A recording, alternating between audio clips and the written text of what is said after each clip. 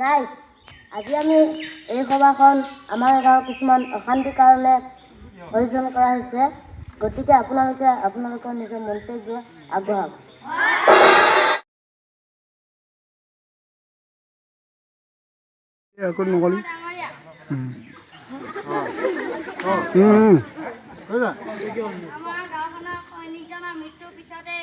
আমাৰ গাঁওখনৰ সুখ শান্তি নহয়।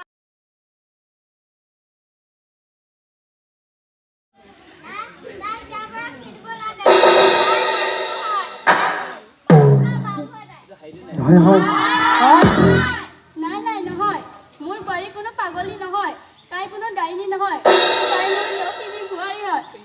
তাই মোৰ লখিমী বোৱাৰী। ৰাইজ, আমি অৱশেষত এটা সিদ্ধান্ত লোৱা হওক। আমি আপোনাৰ কথা বুজিছোঁ, কিন্তু আমাৰ গাঁৱৰ শান্তিৰ কাৰণে তাইক ইয়াৰ পৰা খেদাটো প্ৰয়োজন। ইয়াৰ পৰা খেদিব লাগে।